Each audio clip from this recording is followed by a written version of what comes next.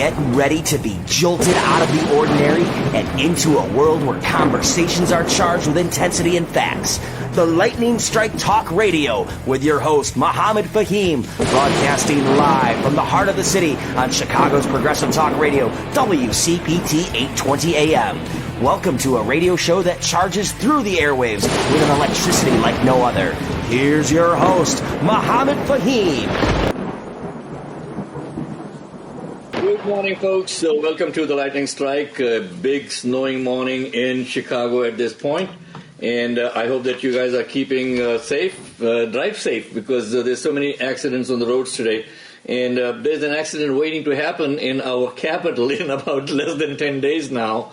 And we want you to be prepared for it. So today we're going to be talking about all the promises that Donald Trump made during the 2024 election cycle, focusing on several key areas, okay? Immigration and border security, economy and taxes, the energy and environment, government regulations. We're going to look at some of the foreign policy things that he has said that he would be doing, social issues. And there's a lot of other promises that this convicted felon has made before he is even come into the White House. And in case you want to look at any of the sources, feel free to reach out to us. We will post everything on our website as to where we are getting the information from, so that everything is fact-based. Also, on day one of his presidency, Donald Trump aims to eliminate several regulations, primarily focusing on energy, the economy, and immigration. And we'll go into some specifics on that. What are the chances of him doing it? What are the chances of those executive orders sticking? And what can we do to make sure that we keep this country sane and keep it sane? And then based on the current political landscape and historical precedent, the chances of Congress overriding any of Trump's day one executive orders are relatively low, and we'll take a look at that. We're also going to take a look at the Facebook guy. The Facebook guy. You on Facebook. We are pointing at you now. Okay. Zuckerberg. Yeah, Mark Zuckerberg, the Zuckerberg now, bending his knee.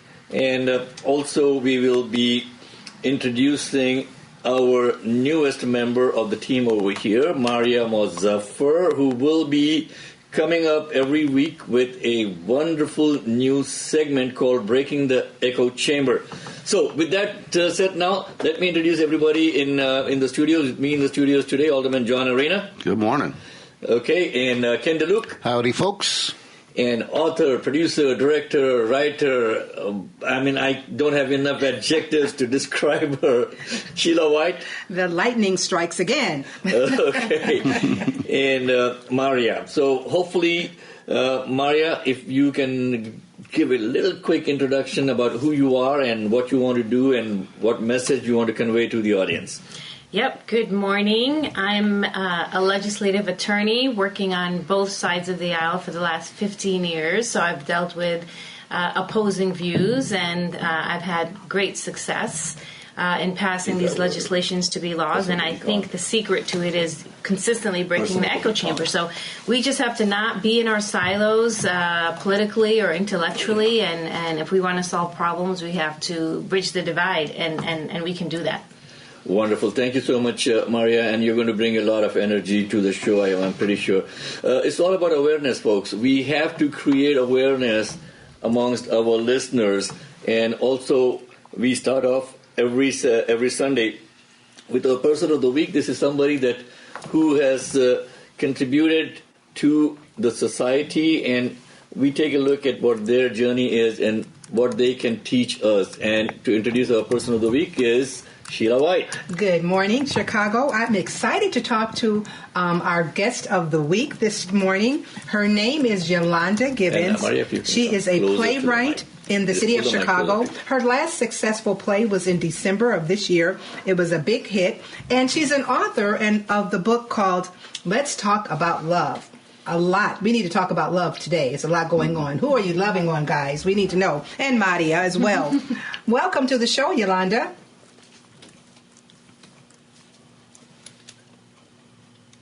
Hey, Yolanda, can you hear us? I can hear you. Good morning, everyone. Good morning. I think the snow kind of kept the signal a little bit low before we got to you. Yolanda, welcome to the show. Let's talk a little bit about the last play that you did in Chicago, because you're a successful playwright. You wear a number of hats, actually, and so tell us a little bit about some of the work that you're doing in the Chicago area. I am a creative at heart, so I am doing everything from I'm an author, director and producer, writer of a play. We just ended 2024 with our original stage play, Diary of a Thick Girl, that was held at the Bar Theater in Chicago. It was sold out. It was a great success. We had phenomenal reviews, and we are looking to bring another play to the stage this summer of 2025.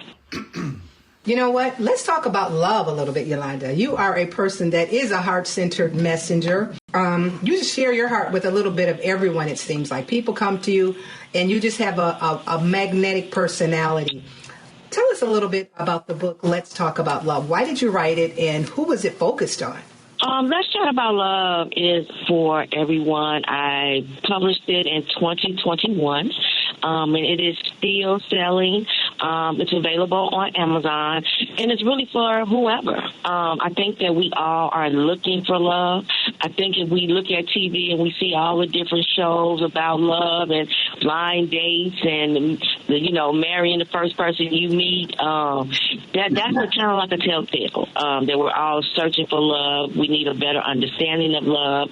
And my book is about just understanding self-love, romantic love, and then for me, it's the ultimate God's love. And how do we center that, and how do we allow that to be a part of our lives without it being like a hard thing? Love is a challenge, but it's supposed to be fun. It's supposed to be great. For me, it is like the absolute greatest gift.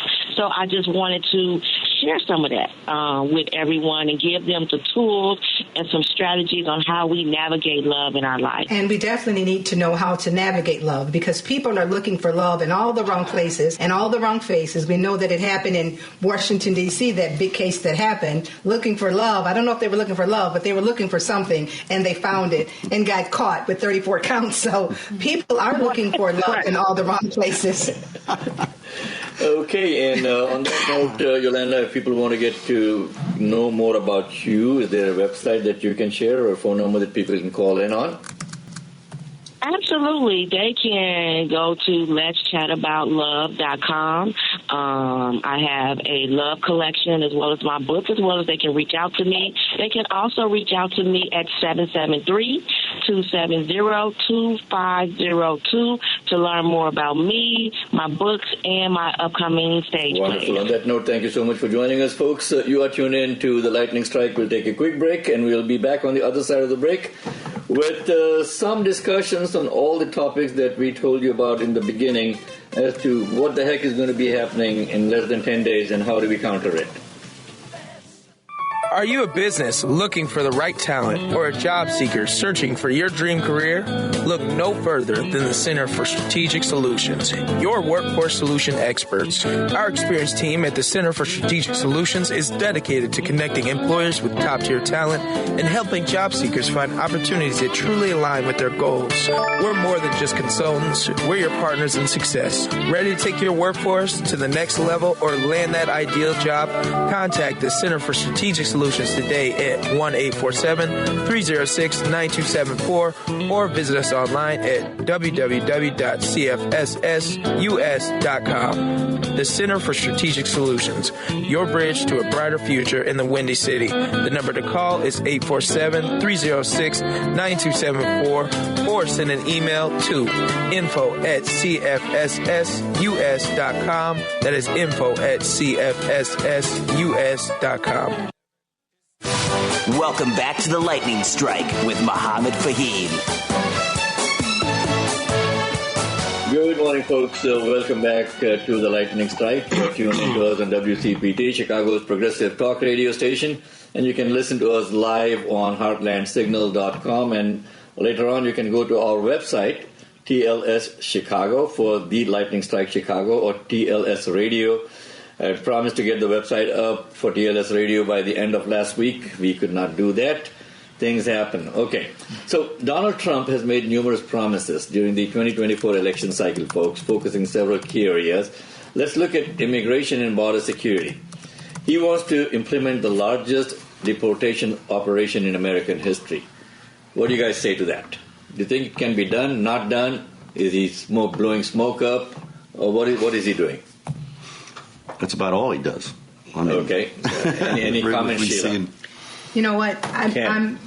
I think this is crazy. It's not going to happen. We know it's not going to happen. He may get a few people back, but we don't have the money to send 1 million people or less than that back. Yeah. It's just not going to happen. And so the people that believe that, it's they're just foolhardily. That's all I'm saying. He also actually, it's not 1 million; it's 12 million is the estimate of how many illegal immigrants. But we couldn't even send 1 million people. That would be impossible. Yeah. Not to mention the disaster it would cause for our economy. Who's going to be working the fields? You're going to have most of the crops will be rotting. Who's going to work in the restaurants and do a lot of the labor that most people who are born in this country don't want to do? The inflation rate would go exactly through the roof, because if you don't have that supply, the price goes up. So you talk about he's going to fix inflation. Well, good luck with that if you don't have anybody working. Okay, yeah, so we'll quickly go back-to-back through these points and quick comments. Like, let's keep it, to about 1 minute or less. He wants to seal the border and stop the migrant invasion. Okay, in quotes. What are the chances of that happening? Well, the border is already, I mean, we have a border, this constant, like we have these open borders and people just walk in. We have secure borders. What we need is more resources. We need more judges to review the cases for asylum. We need technology on the borders. We need to renew rebuild old infrastructure there. And we need more police, and there was a bill that I don't completely agree with everything there because it only handled one side of it, and we need to reform the immigration policies of this country that have not been touched since the mid-'80s, when Reagan was in office, of all people. And he wants to restore the travel ban and suspend refugee admissions. I mean, I don't know what this guy smokes, folks. And if you want to call in, join the conversation, we'll be taking calls at about 9:40. So the number to call in is 773-763. WCPT, so keep that number handy. He also wants to complete the border wall with Mexico, which he had promised that Mexico would pay for last time.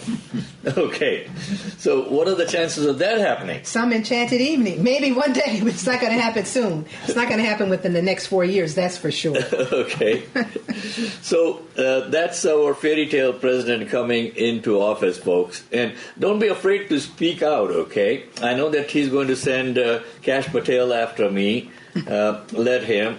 And I know how to handle Mr. Patel. I'll speak to him in 5 different Indian languages, and hopefully he can understand one of them properly. Okay. So, number 2, we are going to be looking at what he says about the economy and taxes. So he wants to end inflation. He promised to end inflation, make America affordable again, bring down the prices of eggs. How do you think is that going to happen, John? Well, eggs were $4 at Aldi's yesterday, so no, he hasn't done that. But that has nothing to do with Biden's fault. That's Biden's fault.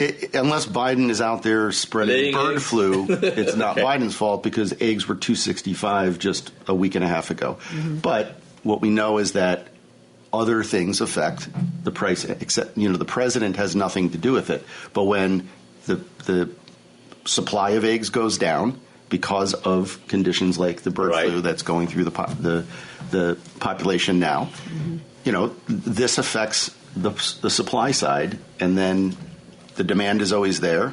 So it's basic economics 101. Okay, it's not. And that is something politics. that I don't think he ever completed college. Did he complete college? He got waved through Wharton. Okay. As these rich guys do with rich fathers. Because he had heel spurs. Yeah. He couldn't go to class because he had. Couldn't go to class because he couldn't walk there in his bone spurs. Achilles heel or something. Yeah. Oh goodness. So we're going to take a look at a couple of other things before we go in and take our second break of the morning. He wants to also implement large tax cuts for workers. So I don't know what he means by large tax cuts. Go ahead. It's definitely not for the poor or the middle class. It has to be for the rich. Yeah, and they're not paying. So this is part of the people he's talking about: overtime workers, hourly workers, and tip workers. The vast majority of them don't make enough to pay taxes anyway. So you can't get a tax cut on something you're not paying.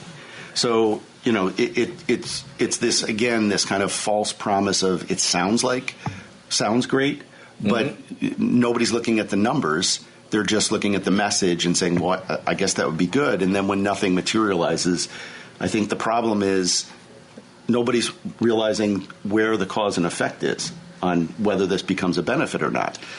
Well, he has some great logic working on his end, because not only is he going to cut taxes, but he's going to reduce the deficit. So that's interesting. Yeah. He's got to be a genius economist to pull that one off. Well, rain will fall up, too. Right? When pigs fly, right? When pigs fly. Okay. Well, Elon Musk did say he's revised his estimate down of how much Doge is going to cut out of the budget to $1 trillion. So... But that's also a fiction. So, okay, so that's what is happening, folks. We made a deal with the devil, and I think we are going to be suffering for the next at least 2 years, if not 4, because in 2 years, hopefully the Democrats will get their act together and come back with a strong majority in the Congress, and at least put some brakes on these kind of Don Quixote kind of plans to tilt at windmills. That's what this guy is always trying to do. He also wants to implement a blanket import tariff ranging from 10% to 20%, even more. He wanted to buy Greenland and part of Canada, and they smacked him down the other day, saying that, and then I don't know what he smokes, guys. That's the problem. Okay.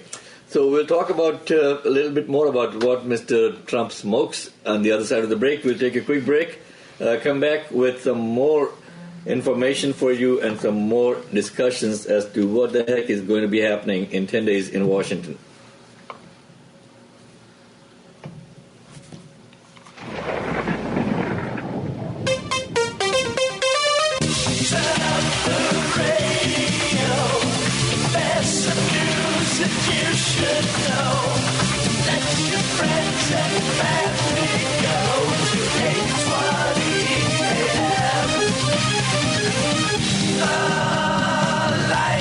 Strikes, my friend. Get you in a bottle. Looking for personalized, family-friendly dental care? Visit Distinctive Family Dental in Joliet, where Dr. Sunil Karup and his expert team bring 25 years of experience and state-of-the-art technology to your smile. Unlike corporate-owned practices, we focused on tailored care for every patient, ensuring healthy teeth and perfect oral hygiene. Discover why families trust us for all their dental needs. Call 815-439-1270 or visit distinctivefamilydental.com today. Distinctive Family Dental, 2405 Essington Road, Suite D, Joliet, Illinois, 815-439-1270. Your smile deserves the best. Are you ready to spark change? Tune in to the Lightning Strike Talk Radio Show, where we tackle today's biggest issues with a bold, progressive voice. Hosted by Muhammad Fahim, we dive deep into politics, social justice, and the stories that shape our communities. Want to stay informed and inspired? Head over to TLSradio.com for full episodes, exclusive content, and updates on upcoming shows. That's TLSradio.com, where lightning strikes. Welcome back to the Lightning Strike with Muhammad Fahim. Everyone's thinking they can bring out. Welcome back, folks. Okay, welcome back to the Lightning Strike, and we are looking at quite a few things today, folks. 1 hour is not going to be enough for us to discuss all the things that are happening in our country. So we are definitely planning on going in with some more time as a podcast after the show. And that way we can discuss things in more detail as we can go in and do a deep dive. So are we going to be playing the intro now, or what's happening, Ken? Yeah, we're going to have a new intro for our brand new segment. Dylan, if you could play that, we're going to introduce Maria with Breaking the Echo Chamber.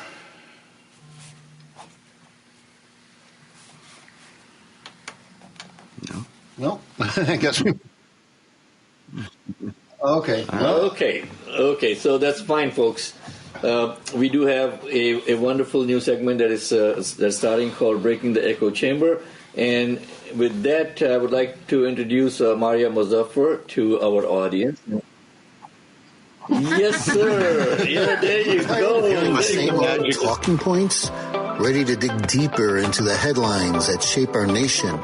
Join us on Breaking the Echo Chamber, a fresh, fearless segment on the Lightning Strike radio show. Every Sunday at 9:30 a.m., Maria Mozaffar takes you beyond the noise and beyond the divides. She'll break down the nation's biggest legislative stories, unpacking the truth behind the spin and exploring perspectives that matter to you. Tune in to the Lightning Strike on WCPT 820 AM and be part of the conversation that challenges the status quo. Don't miss Breaking the Echo Chamber, where the echo stops and the dialogue begins. I love that intro. Thank you, Ken. Where the echo stops and the dialogue begins. So there's a couple of things that stand out, I think, that we should really dive into. Since we are live streaming on Facebook, we have to have a discussion about fact-checking and Zuckerberg. So to catch everyone up, if you haven't seen it or you haven't been scrolling and it hasn't hit your radar, you're probably protecting yourself from social media. But the reality is that Mark Zuckerberg has decided on behalf of Meta to get rid of fact-checking. And there was an uproar of why this happened, right? Like, at the end of the day, people are feeling that Zuckerberg has taken a knee to Donald Trump, and the reality that he wants Trump to smile down on Meta. But I think this issue is not about Donald Trump and Zuckerberg. It's about us, where we get our information from, where are people, where is the generation that is the most active, most engaged, where are they getting their information from? And it's not from traditional media, it's from social media, from places like Facebook. Mm-hmm. So when we are trying to educate people and empower them to be able to make better choices and understand the policies coming down, they rely on these outlets. So can we really afford fact checkers not to be in place? Because you can really believe anything. Now, what's interesting is this uproar about, the necessity for facts and Zuckerberg's stance on protecting free speech. I came across another opposing view. I believe his name is Jonathan Tobin from Newsweek, and he had written a piece, and he said, there's another side to this. The other side is that for so long, the left has used social media to clamp down on the attitudes that they want to make mainstream, and that has given rise to misinformation, and the right has been wrongly accused of misinformation, right? So here, this is what we see. We see two different opposing views that are compelling to the audience that sees themselves in there. And the critical question is, where do we take everyone in this process? Do we have to sit in a camp and say this is good for the left or this is good for the right? Or do we as a country recognize, no, we're a country that needs facts. We're a country that needs facts. We're a population that needs facts. And not only do we need facts, we need to make good decisions. So you cannot ever wash your hands of providing factual information. Now, what's very interesting about Josh Tobin's piece, too, which I found compelling, is that he said the misinformation, when the fact checkers were in place, were perpetuating anti-Semitism. And he felt that that was a huge danger to the nation. What's interesting in the last 14 months is that we also see that the pro-Palestinian sentiment felt the same way. They felt like they were being shadow banning. They weren't able to use the word Gaza and Palestinian. Like, they, 100,000 views went down to like 15,000 and more. So even the algorithm was impacted. So it seems like here, once you're convinced that you're being silenced, you will feel that the system is against you. And so the right felt this way, the left feels this way. And how do we control that? So I think we can dive into that later into the discussion here. But the other thing I wanted to talk to you about, which I think is very interesting and important for us to kind of pause and give some moment to, and that is Jimmy Carter's funeral and Jimmy Carter's legacy. Now, what we see with Jimmy Carter, if you see, he was extremely impactful post-presidency. Right? Mm-hmm. And what you see again and again as people talk about his life is that after getting the Nobel Peace Prize for his impact is how did he reign as president? And one of the major things that he did is that he refused to give into congressional power. So some people thought, he just doesn't know how to get along. But he didn't play the political game. However, he was invested in solving problems. I mean, we see the Camp David Accords from him, right? Mm-hmm. So him bringing in not only on domestic issues, but foreign policy issues, parties together to mediate issues. So the question is a person more celebrated and more impactful after he leaves the presidency? Right? I mean, is the Enlightenment era happen after he or she is free from political negotiations and political expediency decisions that are made, which Carter was blamed to not make. He was identified as someone who was very clear on where he stood and refused to quote unquote play the game. Mm-hmm. And that gives us a moment to reflect. Because for some reason it seems like his need and desire and the way he wanted to help the country really expanded after he left. Yes. So what are the chokeholds on our democratic process? What are the chokeholds within the halls of Congress that even leave the president limited to what he can do? I don't know what you think about that, Sheila. I mean, let's think about policies and what we want to see and how people want to be remembered as their legacy.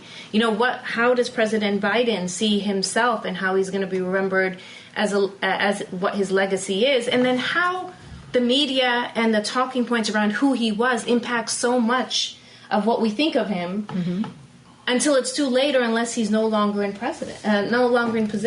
I think he was the greatest president as far as post. There's not a lot that's going to be able to do what he's done as far as the legacy. 100 years old, yes, but the things that he did for Habitats for Humanity, the work, the character, the integrity that he had after getting out of office.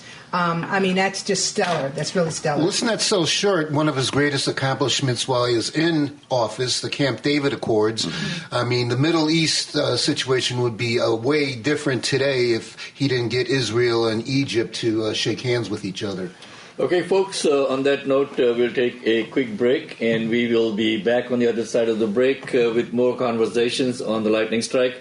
And if you would like to join the conversations, feel free to call in. The number to call in is 773-763-9278 or 763-WCPT. One of the things with President Carter, he got to work with me also. Wow. Lucky him. Lucky him. Okay, we'll be back on the other side of the break. I think I'd be interested in knowing how that interaction was. Like, people don't get to see. There's so much posturing politically. I'll let you know. Okay.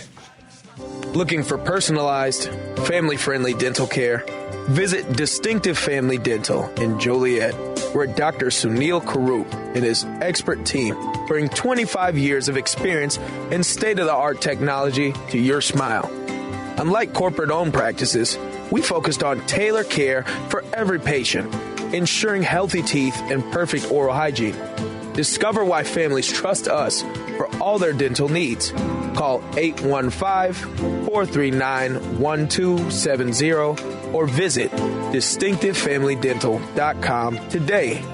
Distinctive Family Dental, 2405 Essington Road, Suite D, Joliet, Illinois, 815-439-1270. Your smile deserves the best. Welcome back to the Lightning Strike with Mohammed Fahim. Good Good morning, folks. Welcome back to the Lightning Strike. With me in the studios today, John Arena, Maria Muzaffar, Sheila White, Ken DeLuke, and a lot of great conversation going on with our new segment that we started, Breaking the Echo Chamber, and that is going to be consistent from now on. If you have any ideas, any suggestions that you want to share with us, feel free to call in, okay, and let us know. Go to our website, tlschicago.com, and send us a message, and we'll definitely respond to you. If you're watching us on Facebook, feel free to message us, and we are monitoring our Facebook feed today. And we are right side up, if you notice that. We were sideways in the past because we're trying to do a landscape on Facebook, and Facebook does not take landscape. We are planning on also going on YouTube and a couple of other media. We're still working the bugs out. Okay, so other promises that Trump made, that he wants to build 10 new, in quotes, freedom cities on federal land. I don't know how many people heard about that. He wants to rebuild and modernize cities, including Washington, D.C., and he wants to strengthen and modernize the military and build a missile defense shield over the entire country. I mean, practically speaking, where does the money come from for all of this, John? Well, usually taxes, but when you cut taxes from the wealthy, down to where they are now, you start seeing deficits and debt spending. Okay. And, you got to make choices. You got to decide you want to have revenue to do the things that are your priorities, but you can't have it both ways. But doesn't the federal government print money anytime they want to? And, the heck with our defense spending or whatever, we're going to print the money and issue bonds. Isn't that how they raise some money? Yeah, I mean, the federal government can print money. The federal government can print money, okay. and we do, and that's a power that the federal government has. If you worry about that, there's plenty of economists that talk about this whole, hair on fire idea that our federal debt is somehow a problem. If it was, then our federal debt has been going up steadily, right, for decades now, since Reagan started cutting taxes, right, and that has progressed in this kind of conservative mindset of nobody should pay taxes, and then I guess we shouldn't have any social programs, right? But we still have social programs, we have debt, and yet we're still the gold standard in terms of global currency. So, I mean, the fact that we're all still here and the lights are still on and the roads are paved literally defeats the argument that, debt is going to kill us, right? Okay. Yes, you have to balance budgets and you have to do these things, but you have to set priorities in your budgets. And with the federal government, we could solve a lot of problems by taking the debt on at the federal level. That you wanted to For example, in Illinois and in Chicago, our pensions. We bailed out the banks. Our pensions are underwater now because of the downturn in 2000 in the housing market. Credit default swaps, we could go back into history. Right? If the federal government took over that debt, our pensions would be flush right now. Right? They could write off that debt because the federal government can, to your initial point, print money. Right? But we don't do that because, this is what we fight against, the conservative mindset that somehow it's a kitchen table budget, not a federal budget. Mm-hmm. And that's the huge difference over there, folks. We really need to spend some time trying to understand these topics, John. It really amazes me how people are unaware of how our systems work. And then we get taken up by people who want to do whatever that they want, say whatever they want. And we shouldn't even be having this thing about fact checkers, because we should be checking the facts ourselves, right? Speaking of fact-checking, I find it to be highly hypocritical when the inventors of the term fake news now doesn't want to check facts. Isn't that contradictory? Okay. Yeah. Well, you brought up the Josh Tobin article that I hadn't read, and I've just scanned through it. And what's ironic is in this very article, what he's doing is propagating misinformation that has been debunked. Hunter Biden's laptop, just literally it is that Anthony Fauci, who claimed to speak for quote unquote science, Like the guy is science in a suit, right?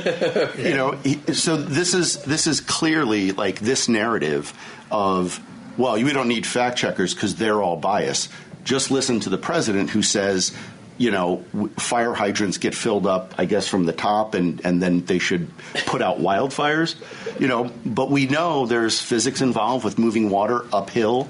Pumps have capacity, pipes have capacity.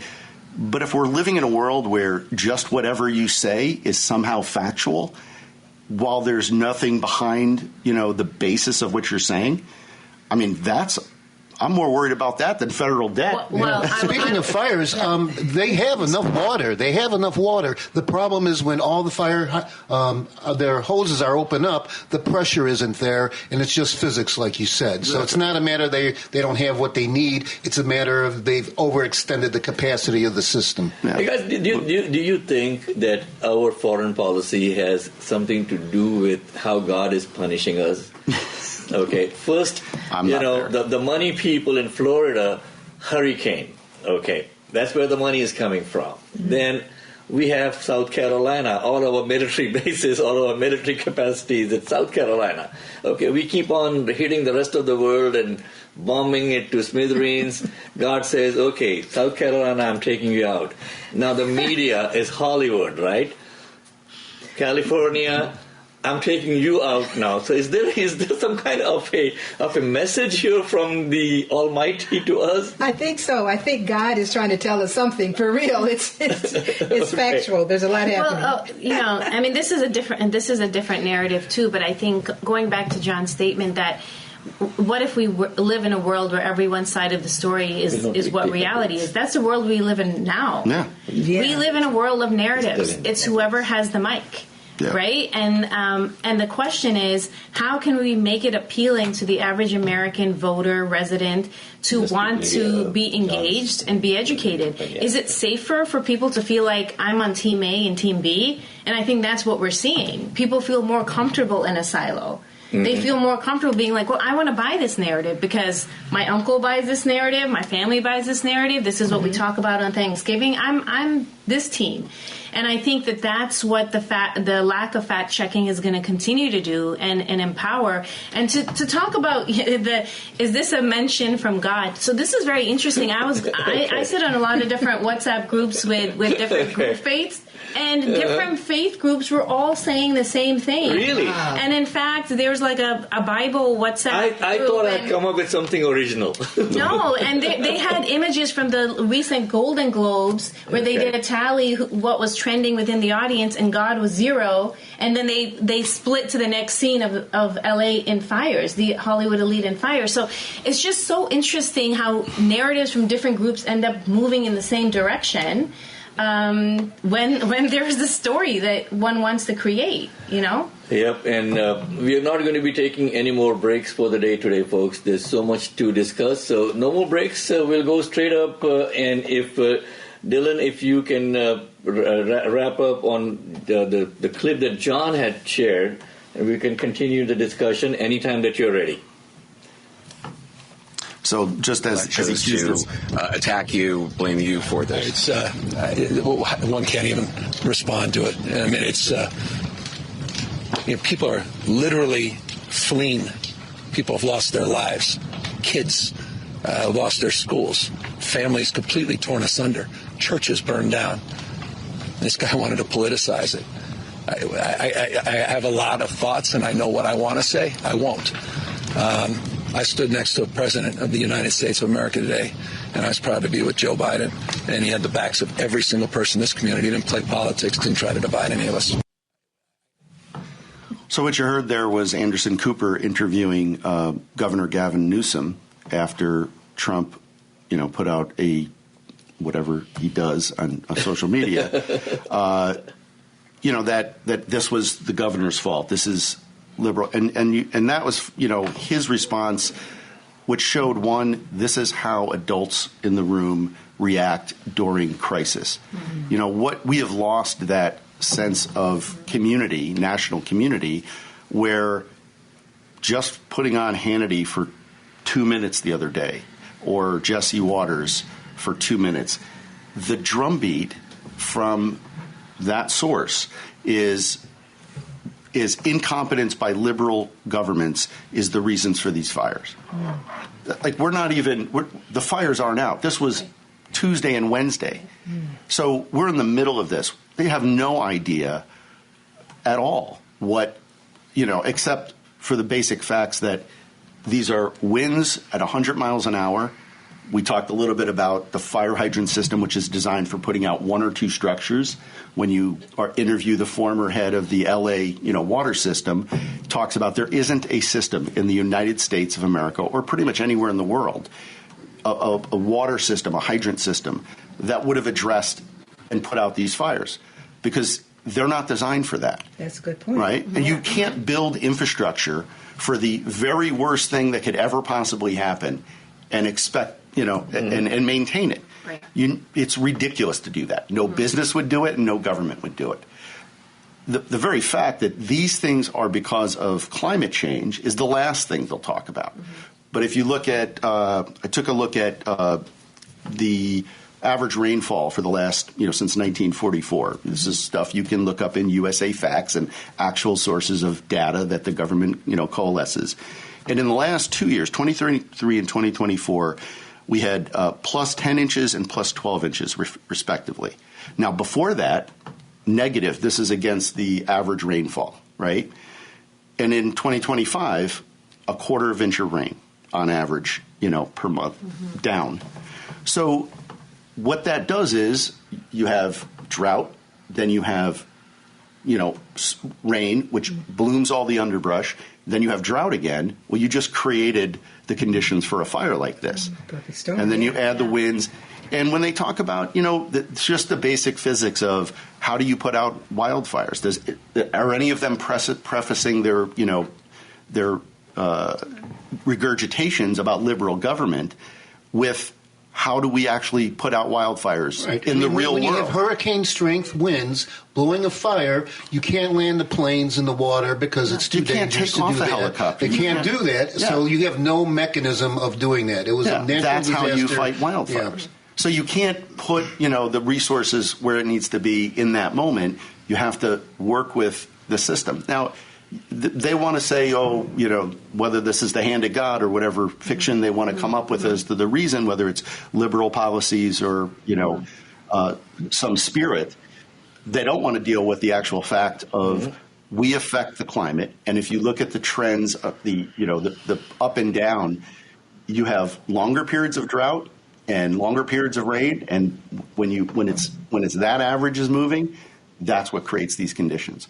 So we can do something about this. We could actually start addressing, but the problem is we now live in a fact-free world because if the president is out there just regurgitating what the first thing that comes to his head and has no understanding of how systems work, I'm not really optimistic about what's going to happen in the next 4 years because this is all about creating fights between and clashes and blame. Yeah. And when you hear actual leaders like Gavin Newsom say, I could say things, but what's really matters is the fact that there are kids whose schools have burned down, parishioners whose churches have burned down, synagogues have burned down, resources are gone, houses are gone, thousands of houses at a time.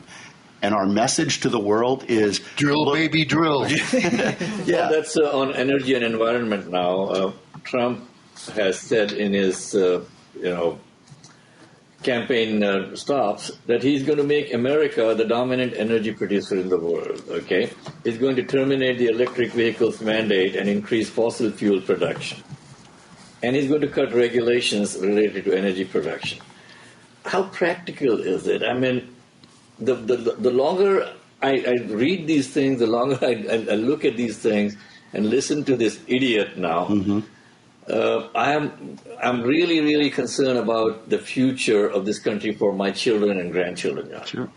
And I think the fundamental question is all of these things that he regurgitates out that have no basis in fact or all just like weird. Everybody's like, we're going to rename the Gulf of Mexico. We're going to buy Greenland when we don't have enough money to, feed and house people here. How much of that is really strategically just look over here while we're taking away your rights over here. Hey, John, let me ask you a question as far as Greenland goes. If we, and he mentioned he wouldn't be opposed to using military force against Denmark, and they're a NATO member, do we have to fight ourselves under Section 5? Yeah, there's going to be a little bit of a legal problem there. Okay. And this is what we're getting into with the first 4 years of his foolishness was a lot of legal action, and I say this almost every week, but make a donation to the ACLU. We got Dave calling in from Hoffman Estates. Dave, it's been a while, my friend. Where have you been, Dave? Yeah, I just couldn't get through sometimes.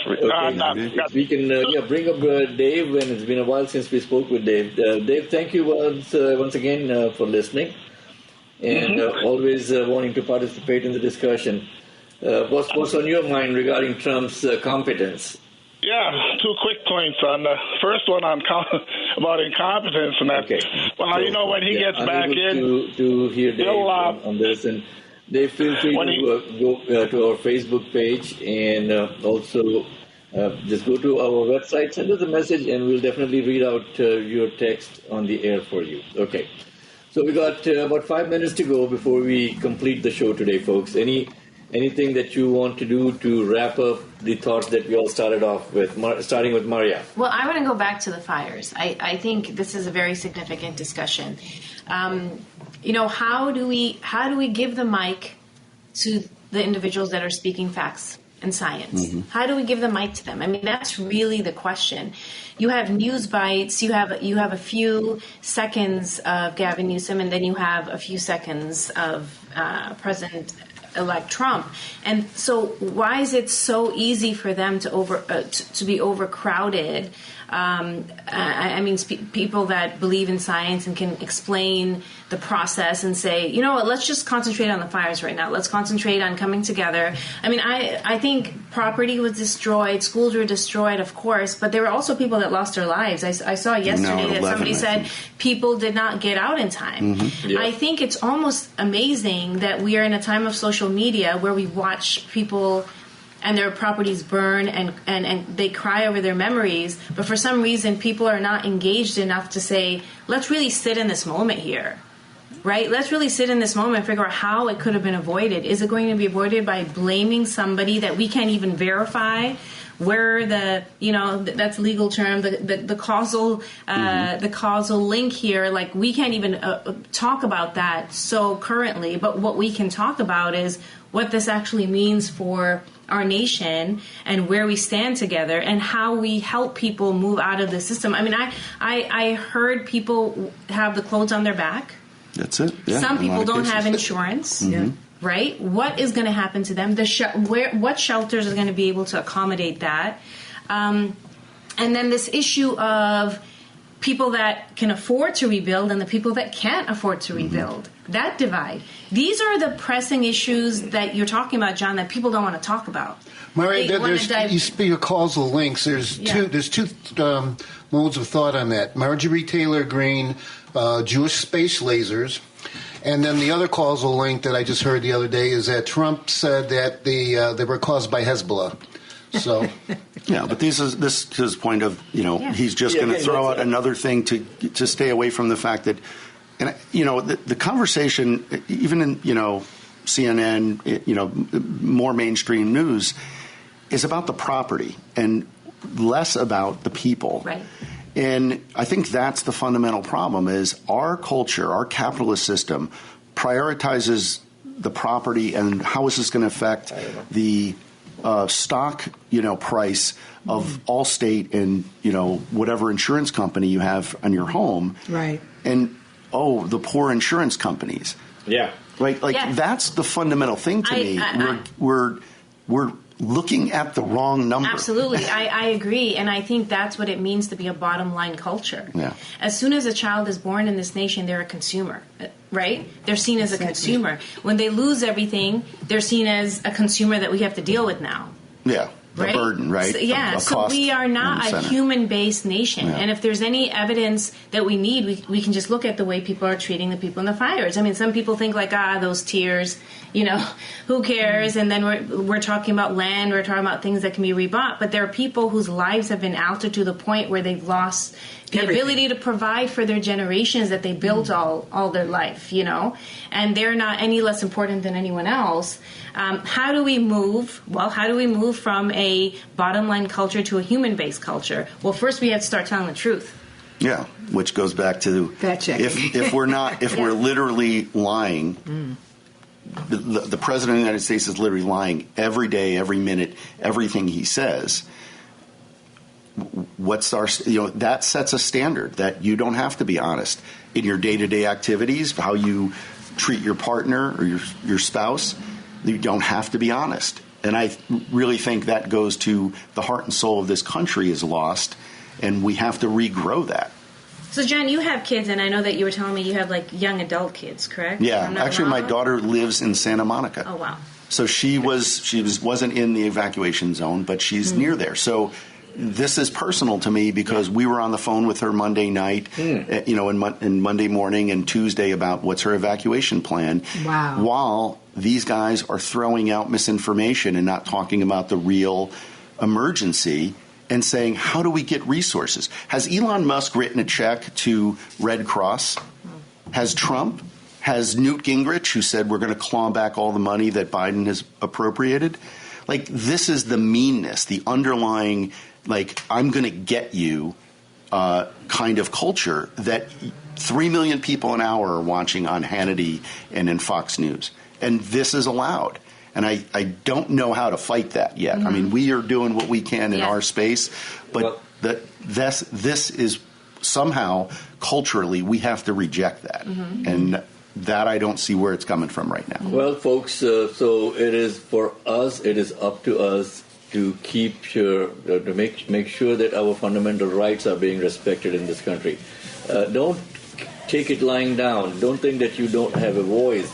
There are institutions like what we are trying to do over here to give a voice to the unheard people. It is still, there's not going to be, doom and gloom. We'll be doing a complete rundown on what Trump is going to be doing to our country in our next show, which is going to be just before, I believe, the inauguration, right? So it's going to be one of those fundamental things that we have to continue to fight for.